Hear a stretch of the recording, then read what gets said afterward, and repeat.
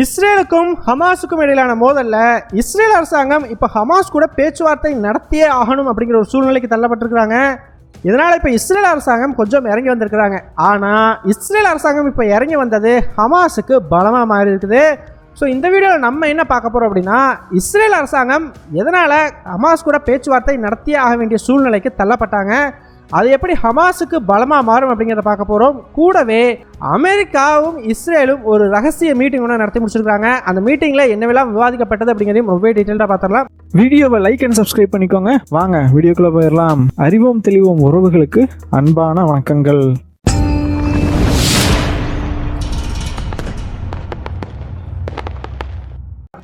முதல் விஷயமா, இஸ்ரேலுக்கும் ஹமாஸுக்கும் இடையிலான போரில் இஸ்ரேல் அரசாங்கம் இப்போ ஒரு சிறிய குழுவை கெய்ரோவை நோக்கி அனுப்பிச்சிருக்கிறாங்க.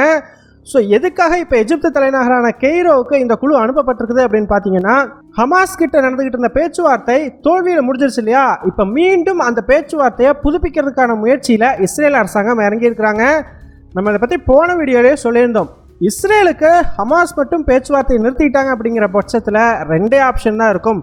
ஸோ அதில் ஒன்று, இந்த மாதிரி பேச்சுவார்த்தையை மறுபடியும் இவங்களாவே வாலண்டியராக போய் ரீஸ்டார்ட் பண்ணுறது அப்படின்னு சொல்லி. ஸோ இப்போ இஸ்ரேல் அரசாங்கம் அதற்கான முயற்சியில் தான் ஈடுபட்டு இருக்கிறாங்க.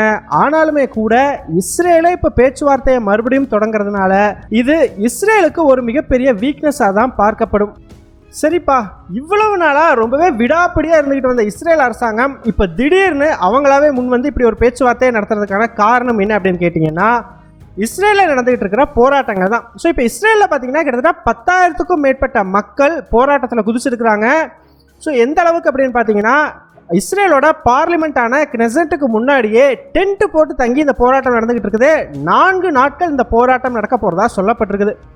ஸோ இந்த போராட்டத்தில் எழுப்பப்படுற முக்கியமான குற்றச்சாட்டு என்ன அப்படின்னு பார்த்தீங்கன்னா, நெத்தன்யாஹுனால தான் இந்த பேச்சுவார்த்தை தோல்வியில் முடிஞ்சுது, அவர்னால இந்த போரையும் நடத்த முடியல, அதே மாதிரி பேச்சுவார்த்தை நடத்தி பிணை கைதிகளையும் மீட்டு கொண்டு வர முடியல.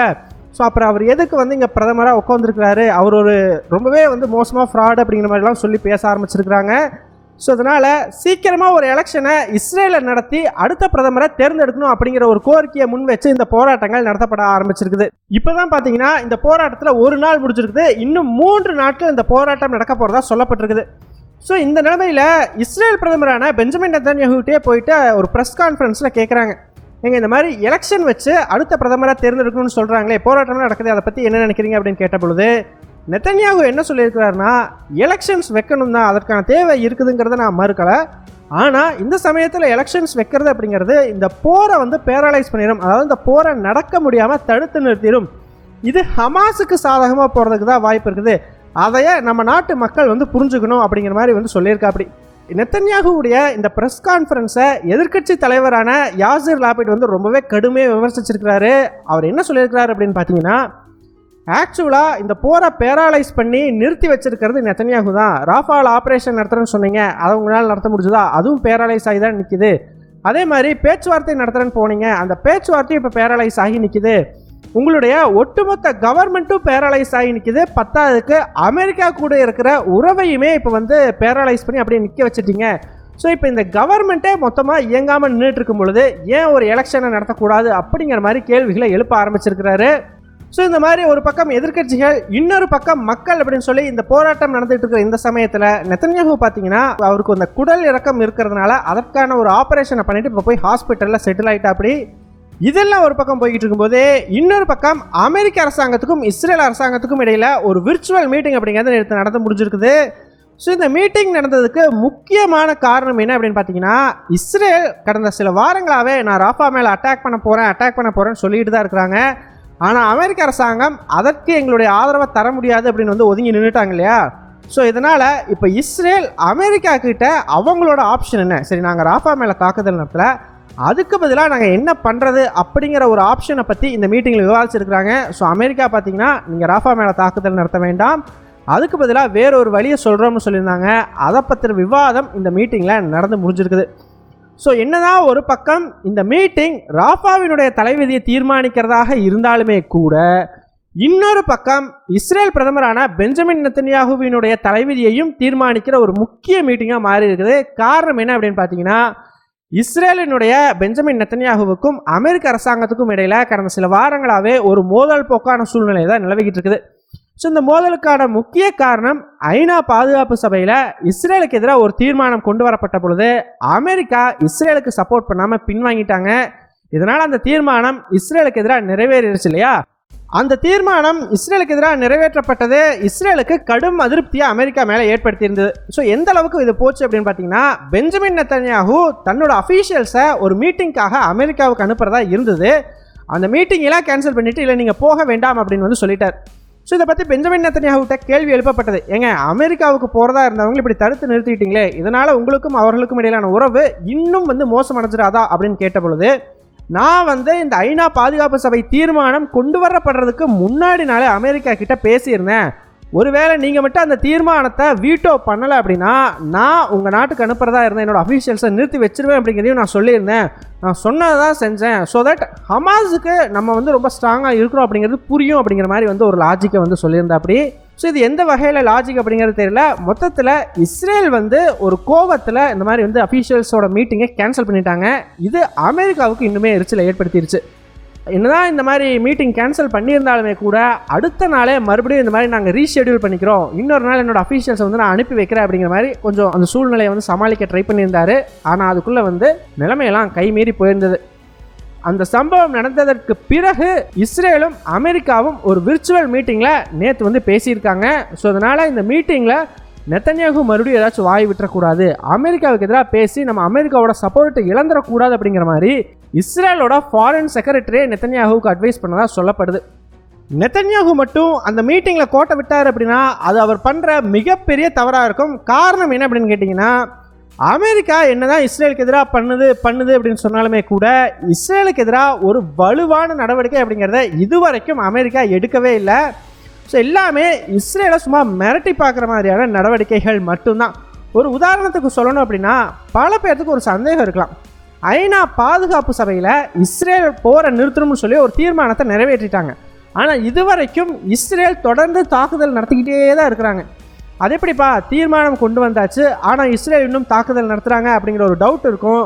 இதற்கு காரணம் என்ன அப்படின்னு கேட்டிங்கன்னா, ஐநா சபையில் சாப்டர் 7 அப்படிங்கிறத மென்ஷன் பண்ணி ஒரு தீர்மானம் கொண்டு வந்தால் தான் அது இந்த போர் நிறுத்தம் அப்படிங்கிறத ரொம்பவே ஸ்ட்ரிக்டாக ஃபாலோ பண்ணுற மாதிரி அதற்கான நடவடிக்கைகளை ஐநா சபை எடுக்கும். லைக் இஸ்ரேல் மேலே பொருளாதார தடை போடுறது, இஸ்ரேலை மற்ற நாடுகள் எதுவும் ஆயுதங்கள் ஏற்றுமதி பண்ண விடாமல் தடுத்து நிறுத்துறது அப்படின்னு சொல்லி.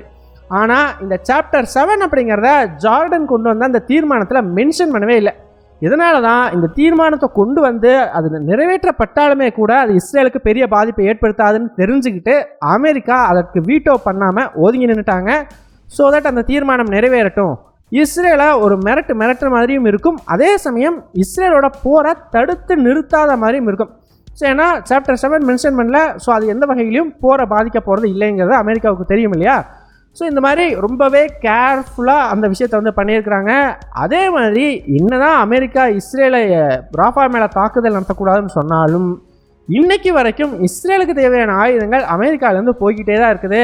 அவங்களுக்கு தேவையான குண்டுகள், ஈவன் F-35 விமானங்கள் கூட இப்போ இஸ்ரேலுக்கு கொடுக்கறதா அமெரிக்கா ஒப்பந்தம் போட்டிருக்கிறாங்க. அந்த டெலிவரி எல்லாமே நடந்துருச்சு அப்படிங்கிற மாதிரி சொல்கிறாங்க. அமெரிக்காவிலிருந்து அந்த ஆயுதங்களை ஏற்றுமதி செய்கிறதுக்கு கப்பலில் ஏற்றிய பொழுது அமெரிக்காவில் இருக்கக்கூடிய பாலஸ்தீன ஆதரவு போராட்டக்காரர்கள் அந்த கப்பலோட தங்களை இணைச்சிக்கிட்டு நாங்கள் இந்த ஆயுதங்களை இஸ்ரேலுக்கு ஏற்றுமதி பண்ண விடமாட்டோம் அப்படின்னு சொல்லி போராட்டம் நடத்தினது சமீபத்தில் தலைப்புச் செய்தியை பிடிச்சது ரொம்பவே குறிப்பிடத்தக்கது. ஸோ இந்த மாதிரி அமெரிக்காவுக்கும் இஸ்ரேலுக்கும் நடுவில் இந்த மாதிரி ஒரு சைடு கேம் ஓடிக்கிட்டு இருக்கும்போதே இஸ்ரேல் அரசாங்கம் நேற்று இன்னுமே பிரச்சனையை பெருசு பண்ணுற வகையில் 2 ஏர் ஸ்ட்ரைக் அப்படிங்கிறத பண்ணியிருக்கிறாங்க. இதில் ஒரு ஏர் ஸ்ட்ரைக் பார்த்தீங்கன்னா காசாவுக்குள்ளே நடந்திருக்குது. இந்த தாக்குதலில் ஐநா சபையை சேர்ந்த அஃபீஷியல்ஸ் 4 பேர் கொல்லப்பட்டிருக்கிறாங்க. ஸோ இந்த 4 பேருமே வெளிநாட்டை சேர்ந்தவர்கள், அதுவும் முக்கியமாக மேற்குலக நாடுகளை சேர்ந்தவர்கள், ஆஸ்திரேலியா, அயர்லாந்து, பிரிட்டிஷ் அந்த மாதிரி நாடுகளை சேர்ந்தவர்கள். ஸோ இந்த மாதிரி ஐநா சபையை சேர்ந்தவர்கள் மேலே நீங்கள் தாக்குதல் நடத்தி அவங்களே கொள்றீங்களா அப்படின்னு சொல்லி இஸ்ரேலுக்கு எதிரான எதிர்ப்பு அப்படிங்கிறது இப்போ அங்கே வளர்த்துக்கிட்டு வருது. இது ஒரு பக்கம் இருக்கும்போதே இன்னொரு பக்கம் இன்னொரு ஏர் ஸ்ட்ரைக்கில் சிரியாவில் இருந்த ஈரான் எம்பசி மேலே நடத்தியிருக்கிறாங்க. ஸோ இந்த தாக்குதல் பார்த்தீங்கன்னா ஈரானை பெருமளவுக்கு கோபமடைய வச்சிருக்குது. காரணம் ஒன் ஆஃப் த கமாண்டர்ஸ் கொல்லப்பட்டுட்டதாக சொல்லப்படுது. ஸோ இதனால் ஈரான் அரசாங்கமும் கண்டிப்பாக நாங்கள் இஸ்ரேலில் பழி வாங்காமல் விடமாட்டோம் அப்படிங்கிற மாதிரி ரிவெஞ்ச் எடுத்தே தீர்வோம் அப்படின்ற மாதிரி சொல்லியிருக்காங்க. ஸோ இதனால் இப்போ இஸ்ரேலுக்கு 2 பக்கமும் பிரச்சனை வர ஆரம்பிச்சிருக்குது. ஃபைனலாக பார்த்தீங்கன்னா ஹவுதி கிளர்ச்சியாளர்கள் சவுதிக்கு ஒரு எச்சரிக்கை ஒன்று கொடுத்துருக்குறாங்க. ஸோ எதுக்காக அப்படின்னு பார்த்தீங்கன்னா, அமெரிக்கா சமீபத்தில் ஏமனில் வந்து அடிக்கடி தாக்குதல் அப்படிங்கிறத நடத்திட்டு இருக்கிறாங்க இல்லையா. ஸோ இந்த தாக்குதலுக்கு சுற்றி இருக்கக்கூடிய நாடுகளுடைய ஆதரவையும் வாங்குறதுக்கு அமெரிக்கா முயற்சி பண்ணுறதா சொல்லப்படுது. ஸோ எதுக்காக அப்படின்னா, இப்போ அந்த ஏர் ஸ்ட்ரைக் பண்ணும் பொழுது இப்போ அமெரிக்கா அவர்களுடைய விமானம் தாங்கி போர்க்கப்பல்களை பயன்படுத்திக்கிட்டு இருக்கிறாங்க. அதற்கு பதிலாக பக்கத்தில் இருக்கக்கூடிய நாடுகள்லேயே கொண்டு போய் அந்த விமானத்தை இறக்கி அங்கே ரீஃபியூயல் பண்ணிவிட்டு மறுபடியும் திருப்பி வந்து ஒரு ஸ்ட்ரைக் பண்ணலாம் இல்லையா. ஸோ இந்த மாதிரி சுற்றி இருக்கக்கூடிய நாடுகளோட ஆதரவு வாங்குறது மூலமாக இன்னுமே அதிக அளவுக்குமே ஏமன் மேலே தாக்குதல் நடத்தவும் முடியும். ஸோ இதற்காக முயற்சிகள் நடந்துகிட்டு இருக்கிறதாகவும், அந்த முயற்சிக்கு சவுதி அரசாங்கம் எக்காரணம் கொண்டும் அனுமதிச்சிடக்கூடாது. அப்படி மட்டும் சவுதி அமெரிக்கா சைடு இந்த விஷயத்தில் வந்து சாஞ்சாங்க அப்படின்னா நாங்கள் சவுதி மேலேயும் தாக்குதல் நடத்துவோம் அப்படிங்கிற மாதிரி ஹவுதி கிளர்ச்சியாளர்கள் ஒரு வார்னிங் அப்படிங்கிறத சவுதிக்கு கொடுத்துருக்குறாங்க. ஸோ சவுதி அரசாங்கம் கண்டிப்பாக இந்த ரிஸ்க்கை எடுக்க மாட்டாங்க அப்படிங்கிறத கொஞ்சம் ஸ்ட்ராங்காகவே சொல்லலாம். காரணம் என்ன அப்படின்னு பார்த்தீங்கன்னா, அவங்களுக்கும் ஹவுதி கிளர்ச்சியாளர்களுக்கும் நடுவில் கடந்த 2022ஆம் ஆண்டிலிருந்து தான் ஒரு அமைதியான சூழ்நிலை அப்படிங்கிறது நிலவுது. அதை குலைச்சிக்கிறதுக்கு சவுதி அரசாங்கம் கண்டிப்பாக விரும்ப மாட்டாங்க. ஸோ என்ன நடக்குது அப்படிங்கிறத பார்க்கலாம். ஸோ ஃபைனலாக நீங்கள் என்ன நினைக்கிறீங்க? உண்மையிலுமே இஸ்ரேலை ராஃபா மேலே தாக்குதல் நடத்த விடாமல் தடுக்கிறது தான் அமெரிக்காவினுடைய நோக்கமா, இல்லை வேறு ஏதாச்சும் நோக்கம் இருக்குமா? உங்களுடைய கருத்துக்கள் என்ன அப்படிங்கிறத மறக்காம கமெண்ட்ஸ் சொல்லுங்கள். எங்கள் டெலிகிராம் சேனல் லிங்க் டிஸ்கிரிப்ஷனில் கொடுக்குறோம். இன்ட்ரெஸ்ட் இருக்கிறவங்க ஜாயின் பண்ணிக்கோங்க. ரொம்ப முக்கியமான செய்திகள் அதில் பகிரப்படும். வீடியோ பிடிச்சிருந்ததுன்னா லைக் பண்ணிக்கோங்க, சப்ஸ்கிரைப் பண்ணிக்கோங்க. இதன் மூலமாக எங்களுடைய வீடியோஸ் இன்னும் நிறைய பேர்த்துக்கு போய் சேரும். முடிஞ்சால் உங்களுடைய ஃப்ரெண்ட்ஸுக்கிட்டையும் நிறைய ஷேர் பண்ணிக்கோங்க. இது எங்களுடைய உழைப்புக்கு நீங்கள் கொடுக்குற ஒரு ரிவார்டாக இருக்கும். நன்றி.